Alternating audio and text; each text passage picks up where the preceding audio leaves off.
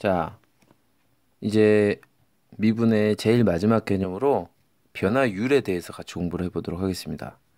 시각에 대한 변화율 이런 이야기가 있는데요. 이건 특별히 어려운 건 아닙니다. 여러분 교과서 134쪽에 나오는 건데 변화율이라고 이야기하는 거를 이렇게 그냥 설명하면 그냥 가볍게 끝날 것 같아요. 자, 아까 x라는 녀석이 거리였죠. 이 거리를 미분을 한번 하면 속도가 나온다고 했고,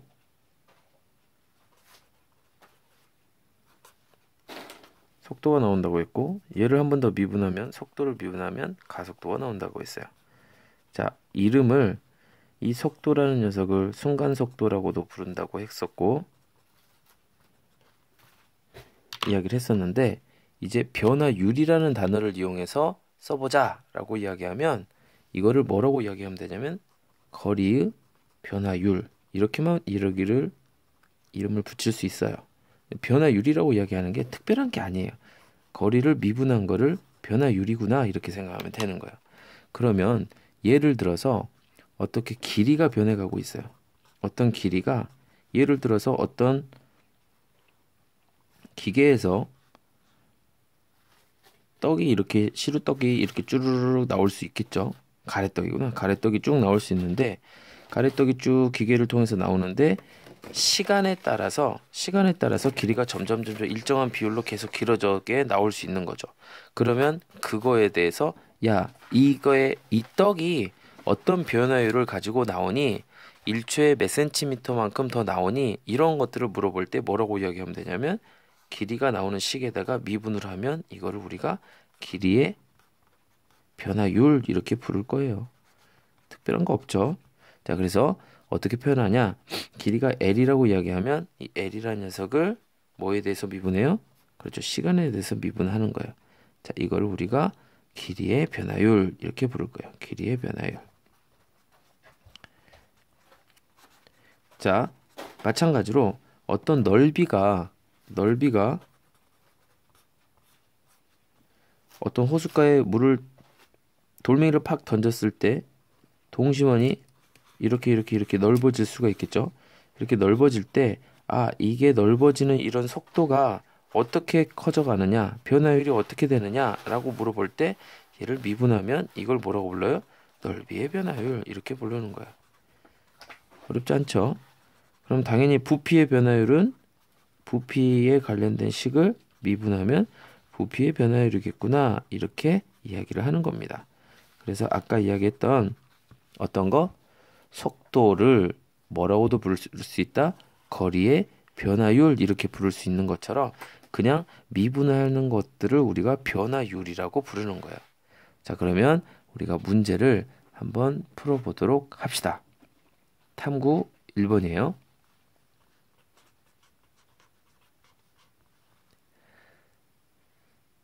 자, 134페이지 탐구 1번.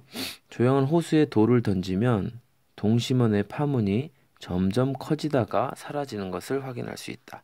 아까 얘기했던 동심원이죠. 던졌더니 이렇게 계속 커지는 거예요. 이런 동심원이. 동심원은 이제 원의 중심이 같은 그런 원들을 동심원이라고 부르는 거 알고 있죠.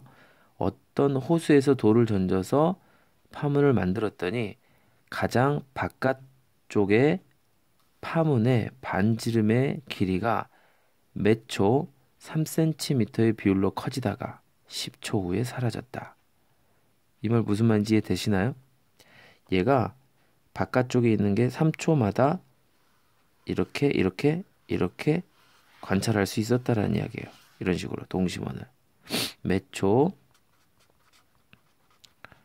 3cm의 비율로 커졌다.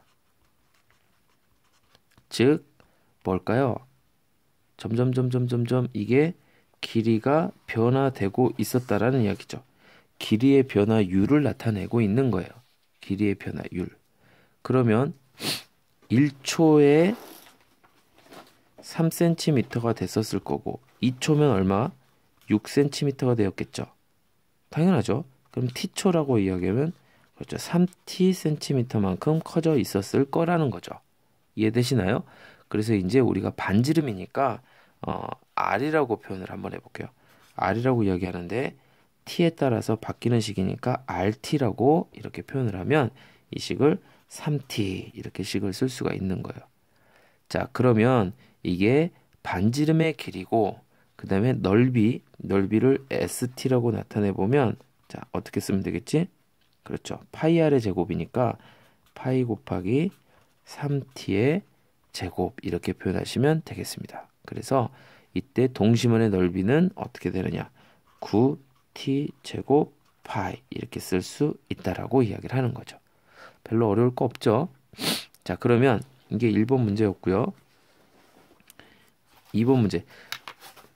자, 그러니까 한마디로 몇 초 3cm의 비율로 커졌다라고 이야기하는 거를 여러분들이 이게 변화율이구나. 길이의 변화율을 이렇게 나타내는구나. 이거를 읽어낼 수 있다고 한다면 이런 문제들은 어렵지 않은 거죠. 됐죠? 자, 그랬을 때 4초가 되었을 때 문제 2번에서는 4초가 되는 순간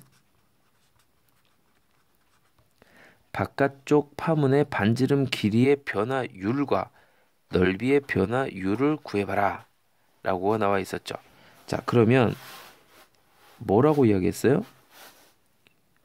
반지름 길이의 변화율을 구해보라고 이야기를 했었으니까 자, 반지름 길이의 이게 길이잖아요. 변화율 뭐라 그랬지? 미분하면 되는 거죠. 미분. 얘를 미분하게 되기 때문에 뭐예요? 3이 되는 거죠. 3. 이게 3cm/s가 돼야 되겠죠. 왜? 센티미터씩 커지고 초마다라고 얘기했으니까 세크. 자, 그래서 센티미터하고 세크를 표현해서 cm/s로 표현하시면 되고 넓이는요. 그렇지. st를 뭐 하면 되겠어요? 그렇지. 미분하면 되겠죠. 미분하면 되는 거예요. 그렇기 때문에 얘는 얼마? 그렇죠. 18t의 파이 이렇게 나타내지고 이거는 센티미터의 제곱